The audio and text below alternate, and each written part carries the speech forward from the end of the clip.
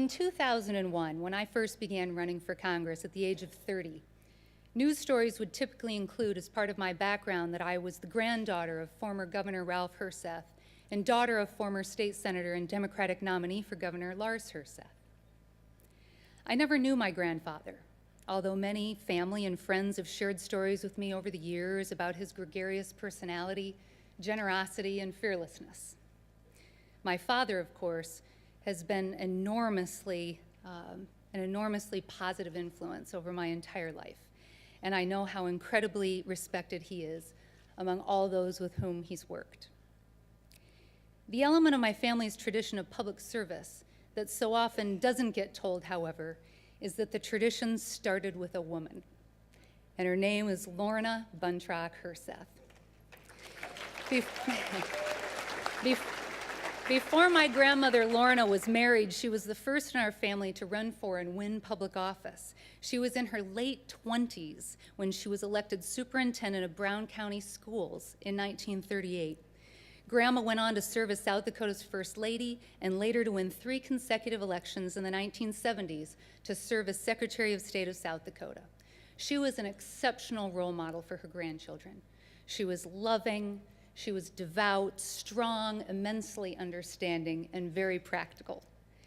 Grandma Lorna was a daughter of Dakota pioneers, immigrants from Germany in the 1880s who homesteaded in northeastern South Dakota.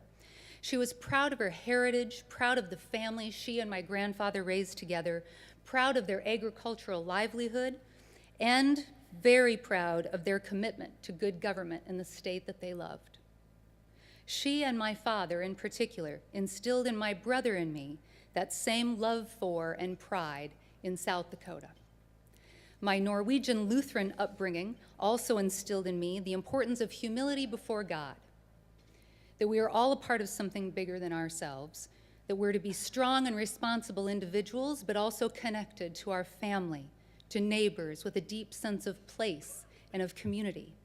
We learn that nothing you achieve on your own, but rather with the love and the support and the hard work of a whole lot of other people united behind a common purpose. But I was not taught that this humility ever meant a lack of belief in one's own abilities. On the contrary, I was raised to have big dreams and to imagine possibility. I like to think all of us in South Dakota are encouraged to dream and to aspire to make a positive difference in the world. But I think we've all encountered at times people who don't believe in themselves, or in South Dakota, or in what different individuals or organizations in our state can accomplish. Perhaps this is because others internally or externally have over the years caused us to worry unreasonably that our state is too small, our resources too limited, or perhaps it's because of the outsized influence of those who don't like change. We have an extraordinary amount to offer each other and others here and around the globe.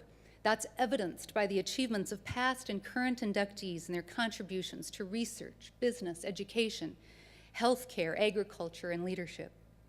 It is precisely because of our humility that we can achieve great things, advance science and industry, educate more young people to be effective communicators and collaborative problem solvers. But we need to be our own advocates and tell our stories, which doesn't mean we're not humble. It means we dream big too, and we believe in ourselves, but with the rightly modest view of our own importance. I'd like to conclude by pointing out that even with an upbringing in a political family in which my political socialization came early and often, I still needed encouragement, particularly from other women, particularly of my mother's generation, before I gave serious consideration to seeking public office.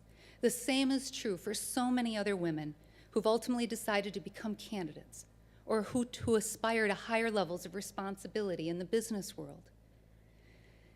There are so many people in this room who gave me a chance a number of years ago, who were willing to take seriously and partner with a young, aspiring public servant. And I'm enormously grateful this evening that my contributions to the state and those of my entire family are being honored.